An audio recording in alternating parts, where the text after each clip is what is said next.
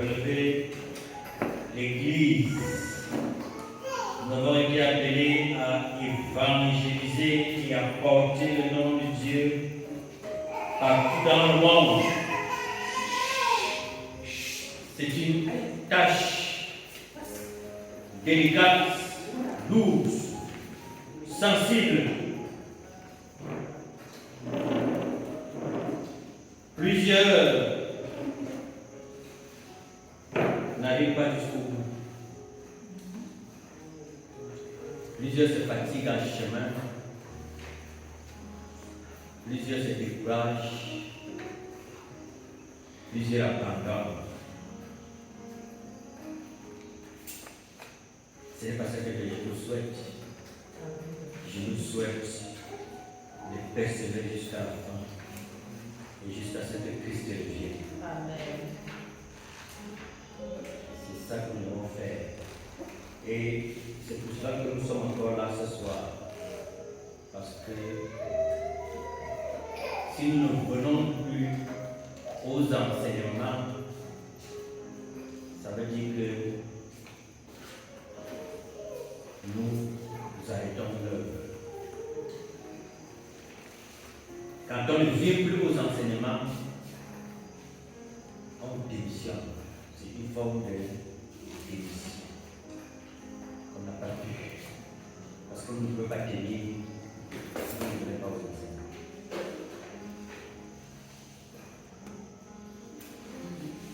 L'œuvre de Dieu est tellement délicate que si vous ne vous apprenez pas et que vous ne vous nourrissez pas de sa parole au jour le jour, vous ne pouvez pas tenir.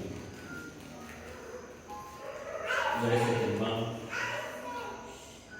vous lasser et abandonner. Ce soir, nous allons voir ce que je peux appeler l'effet, n'est-ce pas, des chants et de la louange à l'Éternel. C'est-à-dire que quand nous chantons à Dieu et quand nous le louons ou nous l'adorons, quel est l'effet que cela donne? Quel est l'effet que cela produit dans notre vie spirituelle?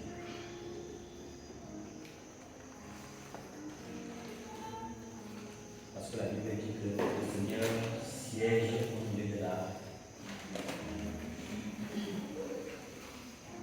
Il y a tout un livre qui est dédié au chant, au cantique et aux louanges. Ce sont les psaumes. Vous allez voir que le livre le plus long, c'est le psaume. C'est lui qui a plus de chapitre 150. 150 chapitres. On ne parle que de la louange, des chants, des cantiques. En fait, c'est un livre de musique. Les psaumes sont un livre de musique. Donc Dieu a consacré une place primordiale à la musique.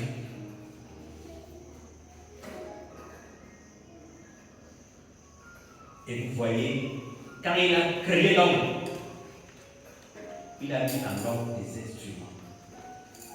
Le plus grand instrument, donc, c'est sa voix. Pour chanter en l'honneur de l'Éternel.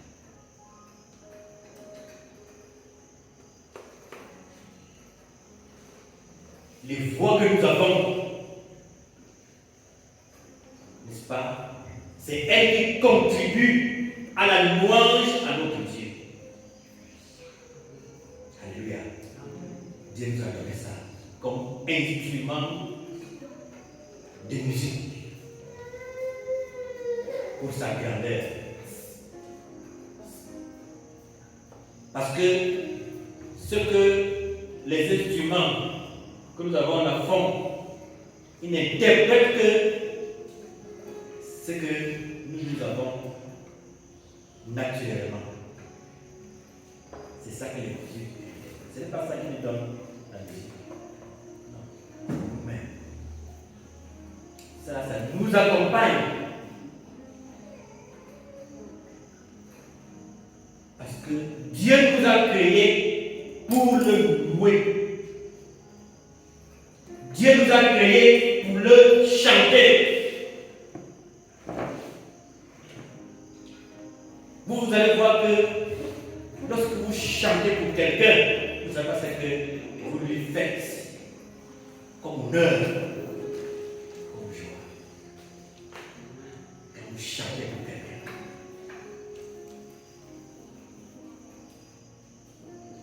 Puis encore, quand c'est de belles voix qui produisent une bonne musique, vous allez voir ce que c'est. Donc, ne négligeons pas ce ministère qui est un ministère, c'est le principal ministère de la délivrance, le ministère de la louange. Le ministère de la louange délivre.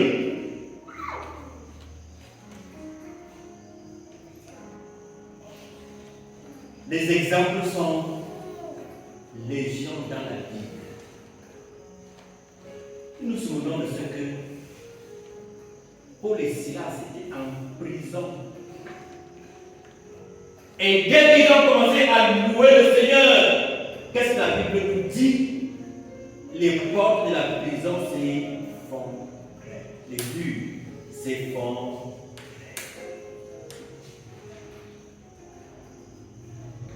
À cause de quoi? De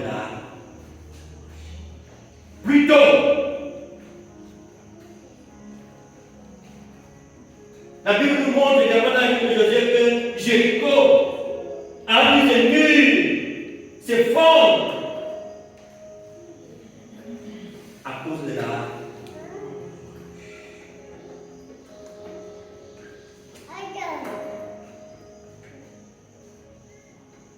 Lorsque les enfants d'Israël se sont mis à louer le Seigneur, les murs de Jéricho se sont effondrés. Ils sont tombés.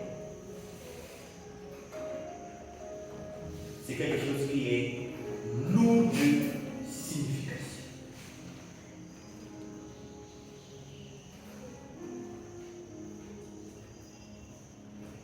Parce que la louange, c'est un remède également. Lorsque vous louez le Seigneur, vous chassez les maladies. Alléluia. Je me souviens à Douala, je venais de voir, et le pasteur avait un frère du village dont la femme était gravement malade. Et le frère là, c'était parmi les détracteurs du pasteur. Ça veut dire qu'il prêchait partout, comment le pasteur mourait. Et il n'a jamais mis pied dans l'église, là où son frère prêchait partout. Mais c'est trouvé que sa femme était gravement malade. C'est-à-dire que sa femme l'a enlevé, je ne sais pas exactement ce qu'elle avait. Mais la tendance des règles, comme vous voyez, quand quelqu'un maigrit, on ne voit que la peau et les os de la pluie. Alors, quand l'homme là a décidé de venir à l'église, parce que son père lui a dit, je ne te demande ni or ni argent, je ne veux même pas que tu viennes. Il accompagne seulement ta femme à l'église, il dit s'asseoir seulement. Et bien seulement ça. Et le jour où ce frère-là a amené sa soeur et sa femme, on l'a fait asseoir à l'église, dans un programme d'enseignement comme celui-ci, il n'y avait que les louanges. Quand on a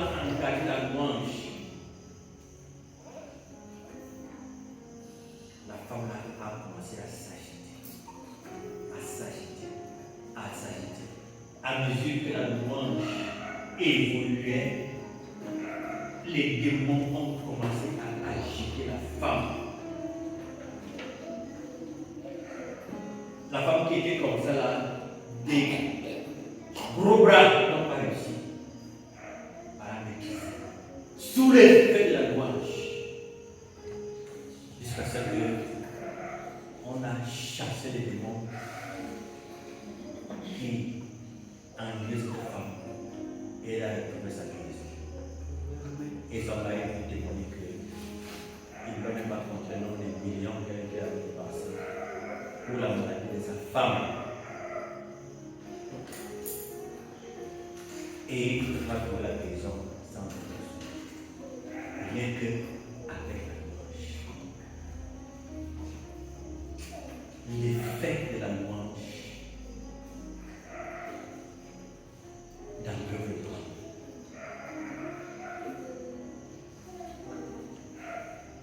Elle est d'abord utile pour nous.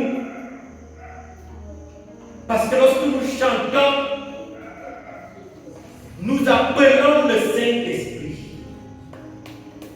Vous allez voir que vous pouvez être comme ça quand vous faites une manifestation. Mais dès que vous allez commencer à chanter, vous voyez vous-même comment est-ce que l'onction du Saint-Esprit commence à vous saisir. À cause de la louange, à cause des chants nouveaux que vous élevez vers le Seigneur. Quand tu commences à chanter, toi-même tu sens comment ta vie, ton corps commence à s'agiter, tu commences à recevoir quelque chose. C'est pourquoi nous devons apprendre à chanter et nous devons nous habituer à chanter. Ne pas rester la bouche fermée. Chanter à l'Éternel parce qu'il est vivant.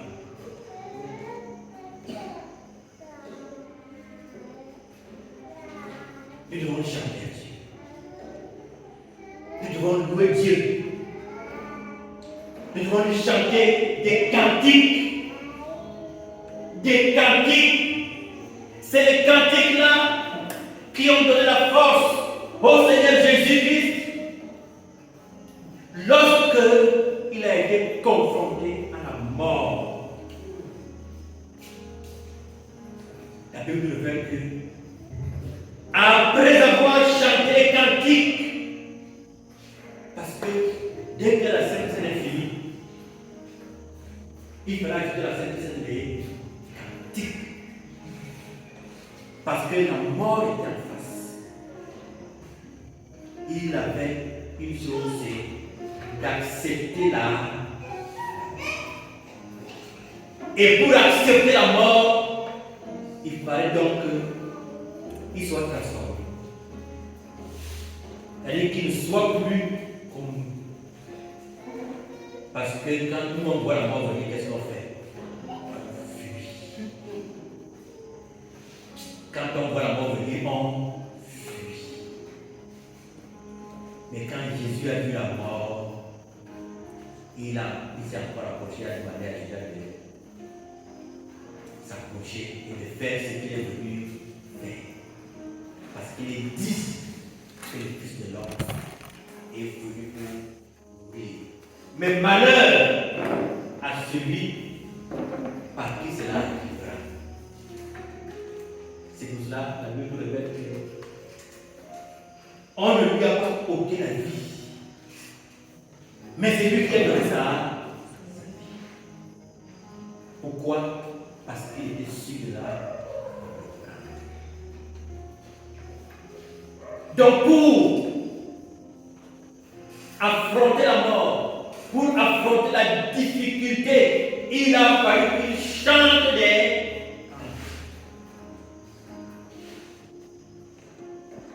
Il a fallu qu'il chante des cantiques. Et c'est le même principe que les hommes utilisent.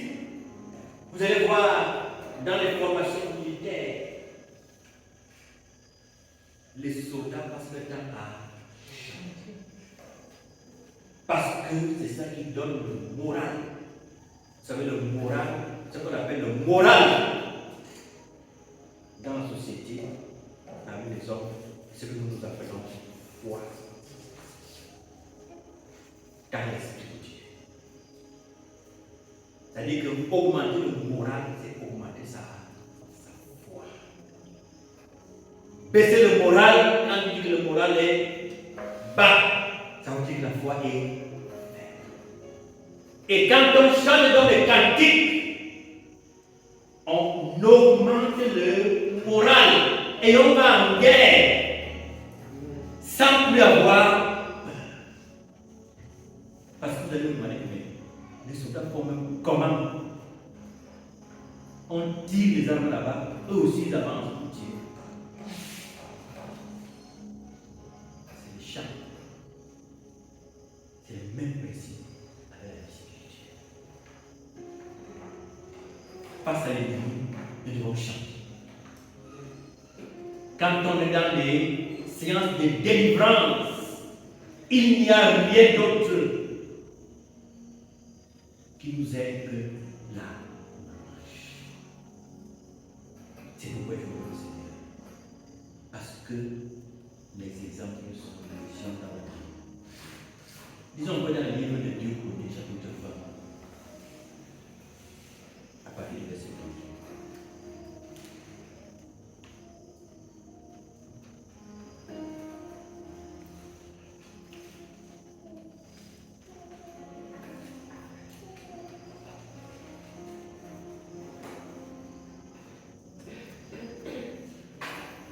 Chroniques 20, verset 22.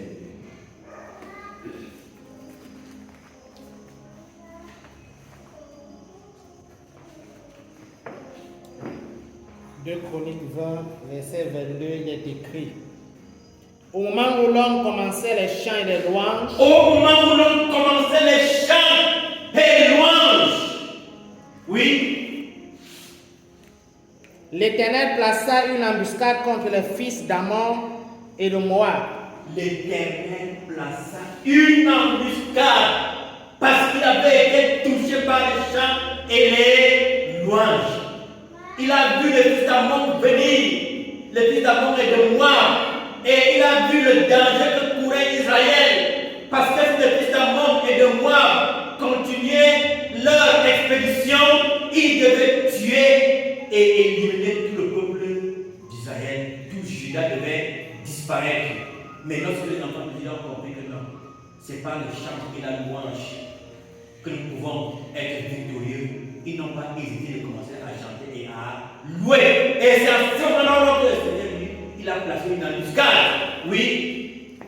Et ceux de la montagne de Zéhir, qui étaient venus contre Juda. Qui étaient venus hors de Juda. Et ils furent battus. Et ils furent battus. C'est quoi? C'est là le chant et la louange. Oui, Dieu est bon. Oui, Dieu est bon. Oui, Dieu est bon. Il est bon. Oh,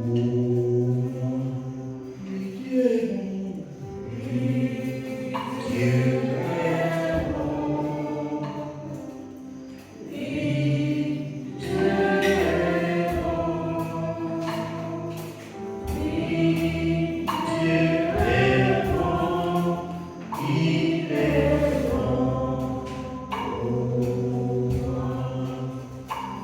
L'histoire raconte,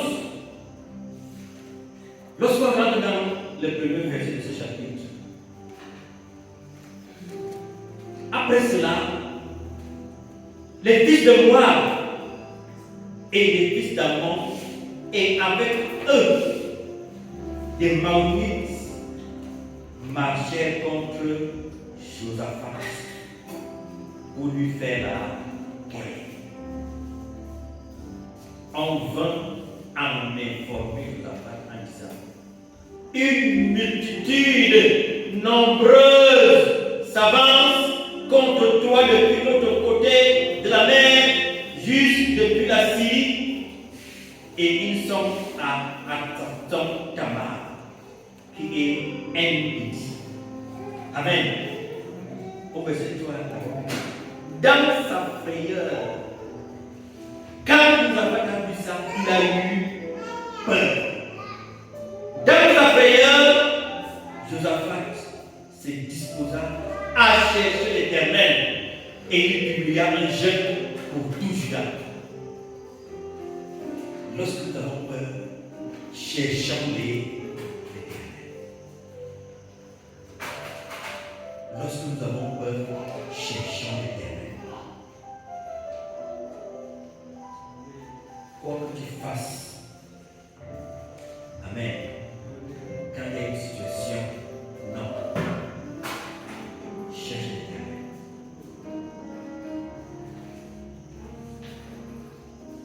Il ne faut pas que nous qui avons compris que Dieu est tout pour nous, que les choses nous dépassent encore.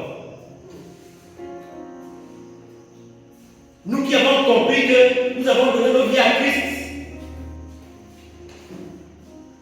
que les gens nous fassent encore peur. Au lieu de chercher cherchons l'Éternel. Dans nos problèmes, dans nos difficultés, cherchons l'Éternel.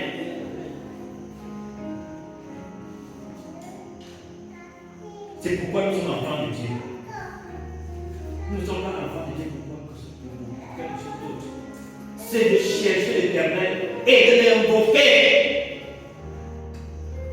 quand il est temps de l'invoquer. N'hésitons même pas de l'invoquer parce qu'il y va de notre vie, il y va de notre bonheur, il y va de notre délivrance. Cherchons l'Éternel de tout notre cœur. Invoquons Dieu, prions-le, chantons-lui des cantiques, célébrons-le, célébrons sa grandeur. La Bible dit que dans sa frayeur, Josaphat se disposa à chercher l'Éternel et il publia un jeûne pour tout Juda parce qu'il était roi.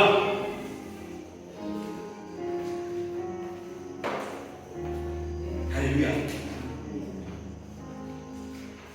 Juda s'assembla donc pour invoquer l'Éternel et l'on vint de toutes les villes de Juda pour chercher l'Éternel. Vous voyez, l'on vint de toutes les villes, partout, parce que les gens avaient compris qu'il n'y avait pas d'autre secours, il n'y avait pas d'autres issues, c'était l'Éternel qu'il fallait chercher. Ne vous embarquez pas dans des choses qui ne peuvent pas vous aider. Ne vous emportez pas dans les difficultés de ce monde. Ne vous compromettez pas avec le monde et sa convoitise. Mais la Bible dit que cherchez la face de Dieu. Cherchez la face de Dieu. Josaphat se présenta au milieu de l'assemblée de Juda et de Jérusalem dans la maison de l'Éternel devant le nouveau parvis. Et il dit, Éternel, Dieu de nos pères, n'es-tu pas Dieu dans les cieux? Et n'est-ce pas toi qui domines sur tous les royaumes des nations? N'est-ce pas toi qui as en main la force et la puissance et à qui nul ne peut résister? N'est-ce pas toi, ô notre Dieu, qui a chassé les habitants de ce pays devant ton peuple d'Israël et qui l'a donné pour toujours à la postérité d'Abraham qui t'aimait? Ils l'ont habité et ils t'y ont bâti un sanctuaire pour ton nom en disant, si nous survient quelque calamité, l'épée, le jugement, la peste ou la famine, nous nous présenterons devant cette maison et devant toi. Vous voyez ce qu'il dit? Ça dit que si nous survient quelque calamité, l'épée, le jugement, la peste ou la famine, nous nous présenterons devant cette maison même et devant toi, car ton nom est dans cette maison. Nous crierons à toi au sein de notre détresse et tu exauceras et tu sauveras. Alléluia. La maison de Séphie, c'est la maison de Dieu. Venant dans la maison de Dieu, nous prosterner devant Dieu et l'invoquer. Lorsque nous sommes en difficulté, qu'est-ce qui nous manque? Nous avons choisi un Dieu fort et redoutable. Nous avons connu Dieu et nous avons bâti cette maison pour la gloire de Dieu, afin qu'il est temps, nous puissions invoquer son Saint-Nom, que nous prêchions sa parole avec puissance et autorité. Et c'est dans cette même maison que nous devons venir lorsque nous sommes en situation difficile. Parce que dans la consécration, nous avons dit que quand nous viendrons dans la maison de Dieu, il nous exaucera.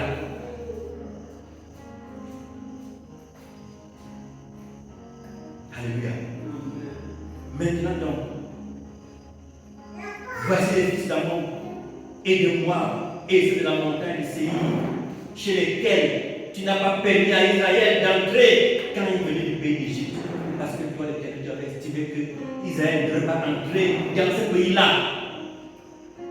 Mais comment se fait-il que ce soit ce peuple qui vient aujourd'hui pour nous attaquer, pour nous effrayer, pour nous nuire?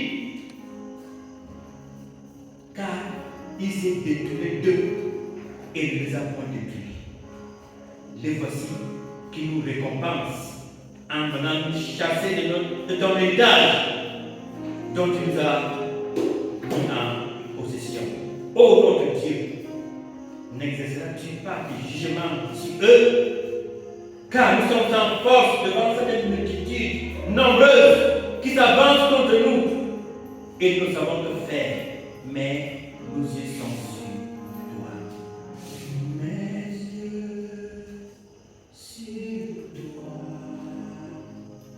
Mes yeux sur toi. Seigneur, je n'ai nul autre que toi. Mes yeux sont sur toi.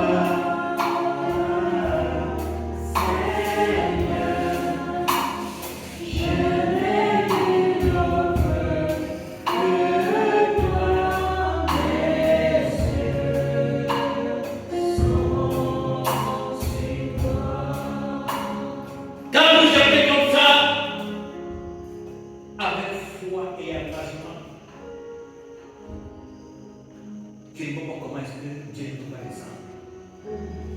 Alléluia. Je ne vois pas pourquoi Dieu ne peut pas descendre du ciel. C'est ce que Élie avait fait devant les 450 prophètes. Parce qu'il savait qui il évoquait.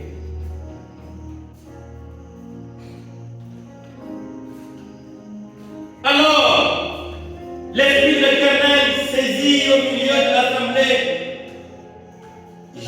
Jachaziel, fils de Zacharie, fils de Benaja, fils de Gélel, fils de Matania, Lévi, dans tous les fils d'Asaph. Pendant que nous avons prié comme ça, dont l'Esprit a saisi Jachaziel. Et Jachaziel dit: soyez attentifs, tout Juda et habitants de Jérusalem, et toi, roi Josaphat, ainsi vous parle l'Éternel. Il y a toujours l'Esprit de Dieu qui va descendre. Lorsqu'on est dans la prière, il y a toujours l'Esprit de Dieu qui va descendre.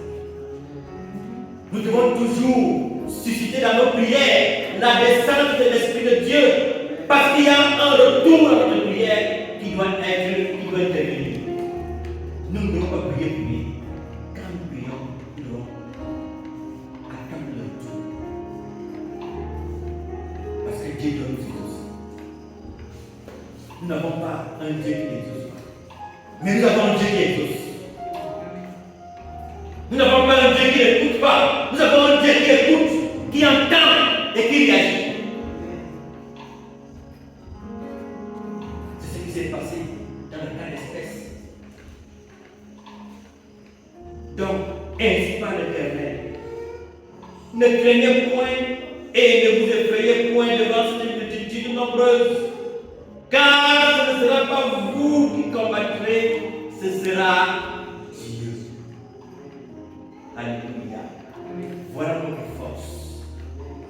Notre force est que lorsque nous sommes devant nos adversaires, ce n'est pas nous qui combattons. Ce n'est pas nous qui combattons. Pourquoi? Parce que nous n'avons pas la force. On n'a pas la force. Tu vois le corps. Il est très fragile. Ne l'expose pas à ce monde. Il va t'écraser. Mais c'est Dieu qui doit s'interposer. C'est-à-dire qu'entre toi et l'ennemi, c'est Dieu qui doit être là. C'est-à-dire que c'est lui qui doit combattre ta place. Il ne t'a pas créé pour que tu combattes. Tu n'as pas de force. Il t'a créé pour le prier, pour le louer. Si tu t'engages à combattre toi-même, tu vas mourir. C'est ce que je t'ai compris. Que devant ces ennemis, ma force ne suffit pas. Je n'ai pas de force. Nous n'avons pas de force. Nous ne sommes rien.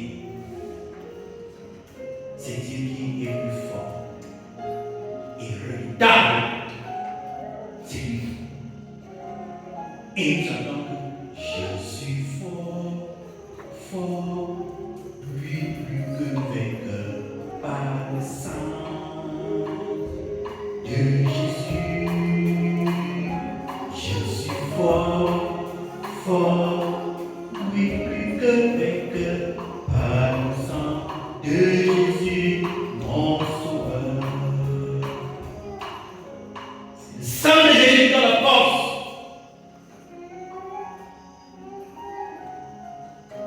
Tu n'as pas de force. Et ce n'est pas une question de force. Ce n'est pas une question de muscle. C'est une question spirituelle. C'est une question spirituelle. Ton problème est spirituel. Tes ennemis sont spirituels. Ce n'est pas la force physique, mais c'est la force spirituelle. Sang de l'agneau. Demain donc, c'est toujours le Seigneur qui parle. Descendez contre eux. Ils vont monter par la colline de Tite. Et vous les trouverez à l'extrémité de la vallée, en face du désert de Jériel. Le Seigneur révèle la stratégie des Ammonites et des Moabites. Il révèle à Israël leur stratégie. Vous voyez? Ça veut dire que ce qu'ils ont préparé, planifié, est déjà dans le camp de Juda. Dieu lui a révélé ça. Dieu te révèle les armes, les plans de ton ennemi. Sa puissance, sa force, ses secrets. Ce que l'ennemi a planifié, a préparé à ton insu, Dieu va te le révéler sur place. Tu ne vas pas vous donner là. C'est ce qu'il fait ici. Il leur révèle la stratégie. Il dit que descendez contre eux. Ils vont monter vers la colline de Tite et vous le trouverez à l'extrémité de la vallée, en face du désert de Jériel. Vous n'aurez point à combattre dans cette affaire. Présentez-vous, tenez-vous là, et vous verrez donc la délivrance que l'Éternel nous accordera. Juda et Jérusalem, ne craignez point et ne vous effrayez point. Demain, sortez à leur rencontre et l'Éternel sera avec vous. Josaphat s'inclina le visage contre terre. Et tout Juda et les habitants de Jérusalem tombèrent devant l'Éternel pour l'adorer. Ils tombèrent devant l'Éternel pour l'adorer, pour le célébrer. des cantiques. Les Lévites, d'entre les fils de Kéatit et d'entre les fils de Kohéit, se levèrent pour célébrer d'une voix forte et haute l'Éternel, le Dieu d'Israël. Ils ont chanté à haute voix, ils ont crié, parce que à cause de ce que le Seigneur vient de leur faire, parce que ils ne savaient quoi faire devant l'envahissement des Ammonites, des Moabites et de ceux de la montagne de Syrie. Ils n'avaient pas d'arrêt. Pour eux, c'était la mort. Mais Dieu a fait autre chose. Le lendemain, ils se mirent en marche de grand matin pour le désert de Tekoa. À leur départ, Josaphat se présenta et dit: écoutez-moi, Juda et habitants de Jérusalem, confiez-vous en l'Éternel, votre Dieu, et vous serez affermis. Confiez-vous en ses prophètes et vous réussirez. Confie-toi en l'Éternel et ne t'appuie pas sur ta sage. Confie-toi en l'Éternel et ne t'appuie pas sur ta sage. Confie-toi en l'Éternel et ne t'appuie pas sur ta sagesse. Puis, d'accord avec le peuple, il nomma les chantres qui, revêtus d'ornements sacrés et marchant devant l'armée, célébraient l'Éternel et disaient: louez l'Éternel car sa miséricorde dura toujours.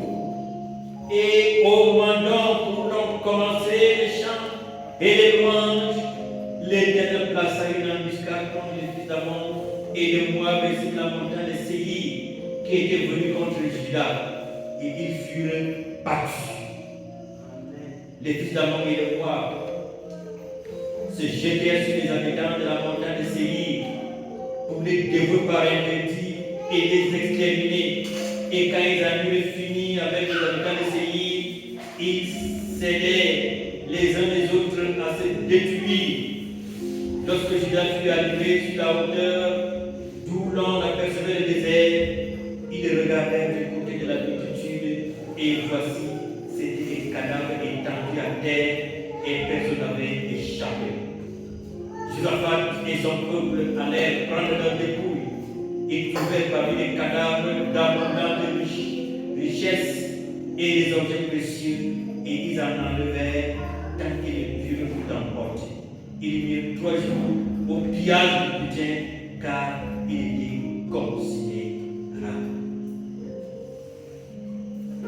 Voilà, bien-aimés dans le Seigneur, ce que Dieu a mis dans ma bouche ce soir pour partager avec vous en ce qui concerne le ministère de la louange, le ministère des chants et des cantiques, et de ce que ce ministère peut donner, peut apporter dans le combat que nous avons à mener sur la terre.